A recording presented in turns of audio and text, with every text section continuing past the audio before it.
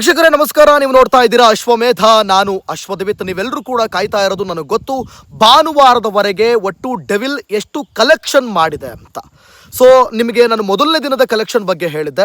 ಮೊದಲನೇ ದಿನ ಸುಮಾರು 13 ಕೋಟಿ ಕಲೆಕ್ಷನ್ ಮಾಡಿದೆ. ಅಂದರೆ ಗುರುವಾರ ರಿಲೀಸ್ ಆಗಿದ್ದು 11ನೇ ತಾರೀಕು. ಗುರುವಾರ ಸುಮಾರು 13 ಕೋಟಿ ಮೊದಲನೇ ದಿನ ಫ್ಯಾನ್ ಶೋ ಮತ್ತು ಉಳಿದ ಶೋ ಎಲ್ಲವೂ ಕೂಡ ಸೇರಿ 13 ಕೋಟಿ ಕಲೆಕ್ಷನನ್ನು ಮಾಡಿತ್ತು ಡೆವಿಲ್.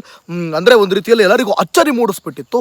ಆದರೆ ಗುರುವಾರ 13 ಕೋಟಿ ಆದರೆ ಶುಕ್ರವಾರ ಏನಾಯಿತು, ಶನಿವಾರ ಏನಾಯಿತು, ಭಾನುವಾರ ಏನಾಯಿತು, ಅಂದರೆ ಒಟ್ಟು 4 ದಿನ. ಇವತ್ತು 5ನೇ ದಿನ.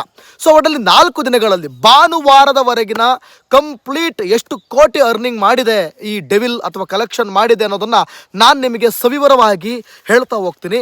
ಮತ್ತು ಅಲ್ಲಾದಂಥ ಏರುಪೇರುಗಳು ಯಾಕೆ, ಅಲ್ಲಿ ಯಾಕೆ ಜಾಸ್ತಿ ಇದ್ದಿದ್ದು ಕಮ್ಮಿ ಆಯಿತಾ, ಕಮ್ಮಿ ಇದ್ದಿದ್ದು ಜಾಸ್ತಿ ಆಯಿತಾ, ಯಾಕೆ ಜಾಸ್ತಿ ಆಗಿರ್ಬೋದು, ಯಾಕೆ ಕಮ್ಮಿ ಇಳಿದಿರ್ಬೋದು, ಇವೆಲ್ಲದರ ಕುರಿತಾಗಿ ಒಂದಷ್ಟು ಚರ್ಚೆ ಮಾಡ್ತಾ ಹೋಗೋಣ.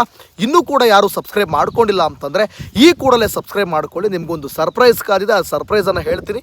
ದಯವಿಟ್ಟು ಸಬ್ಸ್ಕ್ರೈಬ್ ಮಾಡ್ಕೊಳ್ಳಿ. ನೋಡಿ, ನಂಗೆ ಗೊತ್ತು ಸಬ್ಸ್ಕ್ರೈಬ್ ಮಾಡ್ಕೊಳ್ಳಿ ಅಂತ ಹೇಳಿದ್ರು, ಅಯ್ಯ ಯಾಕಪ್ಪ ಮಾಡ್ಕೋಬೇಕು, ಅಥವಾ ಸೋಮಾರಿತನದಿಂದ ಮುಂದೆ ಹೋಗ್ತಿರೋರು ಕೆಲವರು ದಯವಿಟ್ಟು ಒಂಚೂರು ಒಂದು 30 ಸೆಕೆಂಡಲ್ಲಿ ಹಿಂಗೆ ಒತ್ಬೋದಪ್ಪ, ಒಂಚೂರು ಮಾಡ್ಕೊಳ್ಳಿ.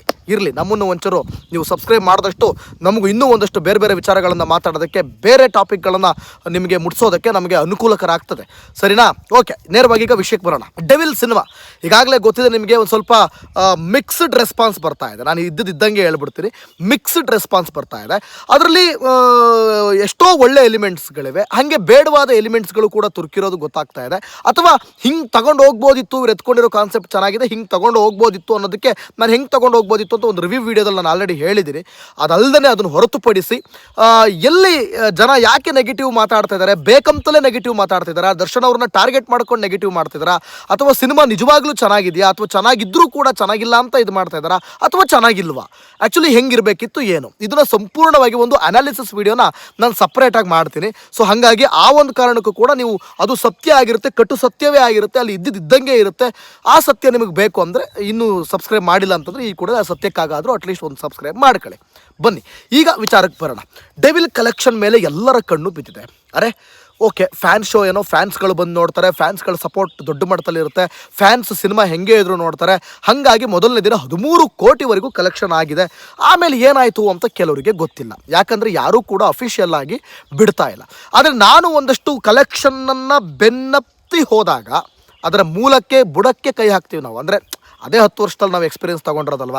ಒಂದಷ್ಟು ಸರ್ವೆ ರಿಪೋರ್ಟನ್ನು ನಾನು ಹುಡುಕ್ತಾ ಹೋದಾಗ, ಅದರ ಬೆನ್ನತ್ತಿ ಹೋದಾಗ ನನಗೆ ಗೊತ್ತಾಗಿರುವಂಥದ್ದು ಒಂದು ವರದಿಯ ಅನುಸಾರ, ಆ ಸರ್ವೆ ಪ್ರಕಾರ, ಆ ಸ್ಯಾಕ್ನಿಕ್ ಅಂತ ಬರುತ್ತೆ, ನಿಮಗೆ ಗೊತ್ತಿಲ್ಲ ಅದು ಆ್ಯಕ್ಚುಲಿ, ಎಷ್ಟೋ ಜನರಿಗೆ ಗೊತ್ತಿರಲ್ಲ, ಬಟ್ ಅವರು ತುಂಬ ಚೆನ್ನಾಗಿ ಆ ವರದಿಯನ್ನು ಮಾಡ್ತಾರೆ. ಆ ಸಂಸ್ಥೆಯ ವರದಿಯ ಪ್ರಕಾರ, ಈಗ ಉದಾಹರಣೆಗೆ ನಿಮಗೆ ಹೆಂಗೆ ಅಂತಂದರೆ ಈ ಚುನಾವಣೆಗಳಲ್ಲಿ ಎಕ್ಸಿಟ್ ಪೋಲ್ ಮಾಡ್ತಾರಲ್ಲ, ಈಗ ಇತ್ತೀಚೆಗೆ ಎಕ್ಸಿಟ್ ಪೋಲ್ಗಳು ಹೊಗೆಹಾಕ್ಸ್ಕೊಂಬಿಟ್ಟಿದ್ದಾವೆ ಬಿಡಿ, ಆ ಎಕ್ಸಿಟ್ ಪೋಲ್ಗಳನ್ನ ನಾವು ನಂಬೋಕ್ಕಾಗಲ್ಲ. ಆದರೆ ಅದು ಆ ಥರ ಅಲ್ಲ, ಇದು ಪಕ್ಕಾ ಇರುತ್ತೆ. ಇದು ನಿಮಗೆ ಯಾವುದೇ ರೀತಿ ಒಂದು ಏನು ಮಿಸ್ ಆದರೆ ಆ ಕಡೆ ಒಂದು 20 ಲಕ್ಷ 10 ಲಕ್ಷ ಆ ಕಡೆ ಆಗ್ಬೋದು ಅಷ್ಟೇ. ಬಟ್ ಆ ವರದಿಯ ಅನುಸಾರ ಪಕ್ಕಾ ಅವ್ರು ಕ್ಯಾಲ್ಕುಲೇಟ್ ಮಾಡಿರ್ತಾರೆ ಎಲ್ಲ ಥಿಯೇಟ್ರ್ಗಳಲ್ಲಿ ಎಷ್ಟು ಥಿಯೇಟ್ರ್ಗಳು ರಿಲೀಸ್ ಆಗಿದೆ, ಎಷ್ಟು ಸೀಟ್ಗಳಿವೆ, ಎಷ್ಟು ಸೀಟ್ ಫಿಲ್ ಆಗಿದೆ, ಎಷ್ಟು ಸೀಟ್, ಇವೆಲ್ಲ ಅದವ್ರಿಗೆ ಅದೇ ಕೆಲಸ. ಅದು ಆ ಸಂಸ್ಥೆಗೆ ಅದೇ ಕೆಲಸ, ಸ್ಯಾಕ್ನಿಕ್ ಸಂಸ್ಥೆಗೆ ಅದೇ ಕೆಲಸ ಅದು. ಸೊ ಅವರು ವರದಿಯನ್ನು ಕಲೆಕ್ಟ್ ಮಾಡಿದ್ದಾರೆ. ಆ ವರದಿಯ ಅನುಸಾರ ನಾನು ಮಾತನಾಡ್ತಾ ಹೋಗೋದಾದರೆ ಬನ್ನಿ ಈಗ ನೇರವಾಗಿ ಮೊದಲು ಅಂದರೆ ಗುರುವಾರ 13 ಕೋಟಿ ಆಯಿತಾ. ಗುರುವಾರ 13 ಕೋಟಿಯನ್ನು ಕಲೆಕ್ಷನ್ ಮಾಡಿದೆ ಡೆವಿಲ್. ಶುಕ್ರವಾರ ಆ್ಯಕ್ಚುಲಿ ಜಾಸ್ತಿ ಆಗಬೇಕಿತ್ತು, ಮೊದಲನೇ ದಿನಕ್ಕೆ ಹೋಲಿಸ್ಕೊಂಡ್ರೆ ಅದು 14, 15, 20 ಹಿಂಗೆ ಹೋಗಬೇಕಿತ್ತು. ಆದರೆ 3 ಪಟ್ಟು, ನನ್ನ ಪ್ರಕಾರ 3-4 ಪಟ್ಟು ಕಮ್ಮಿ ಆಗಿಬಿಟ್ಟಿದೆ. ಅಂದರೆ 3 ಕೋಟಿ ಸುಮಾರು 4, ಅಂದರೆ 3.4 ಕೋಟಿ ಆಯಿತಾ. 3 ಕೋಟಿ ಪ್ಲಸ್ ಅಂದ್ಕೊಳ್ಳಿ, 3.4 ಕೋಟಿ. ಯಾವಾಗ? ಶುಕ್ರವಾರ ಆಯಿತಾ.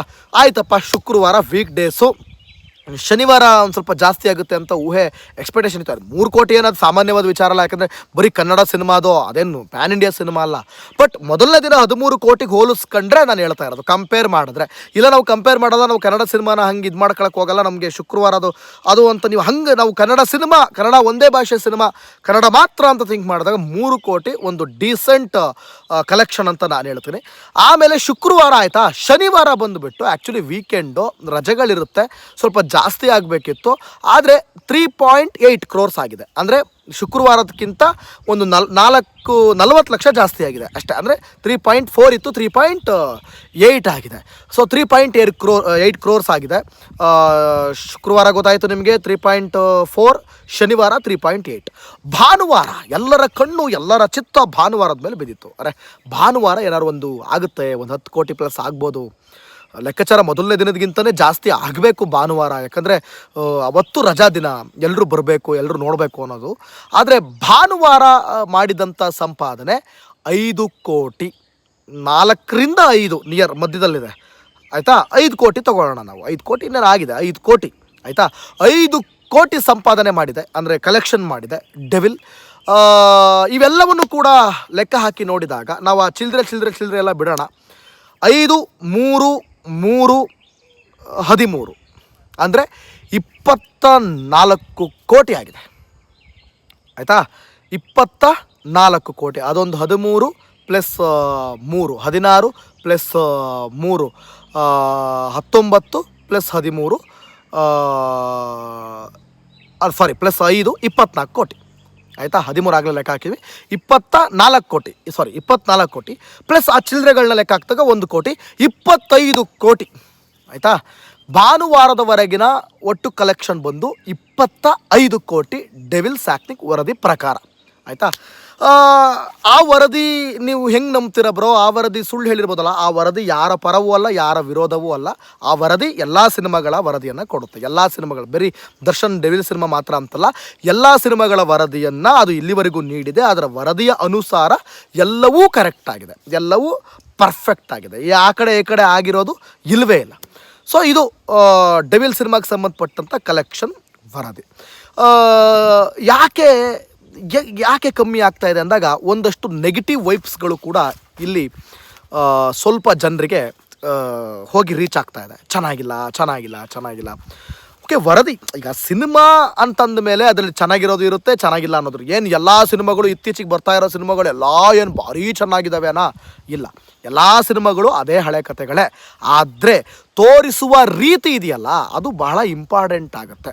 ಆ ಇಂಪಾರ್ಟೆಂಟ್ ಅಂತ ನಾವೇನು ಕತ್ತೀವಲ್ಲ, ತೋರಿಸ್ತಾರಲ್ಲ ಸ್ಕ್ರೀನ್ ಪ್ಲೇ, ಆ ಸ್ಕ್ರೀನ್ ಪ್ಲೇಯಲ್ಲಿ 100% ಎಡವಿದ್ದಾರೆ ಆಯಿತಾ. 100% ಎಡವಿದ್ದಾರೆ.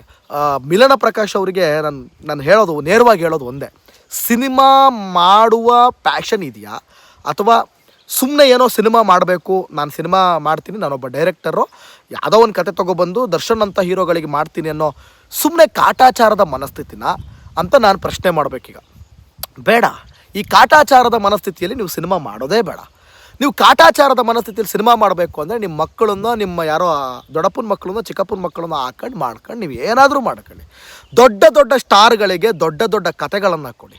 ದೊಡ್ಡ ಸ್ಟಾರ್ಗಳಿಗೆ ಇತ್ತೀಚಿನ ದಿನಗಳಲ್ಲಿ ಕಾಲ ಬದಲಾಗ್ತಾ ಇದೆ. ನಾನು ದರ್ಶನ್ ಅಂತ ತಗೋತಾ ಇಲ್ಲ, ನಾಟ್ ಓನ್ಲಿ ದರ್ಶನ್.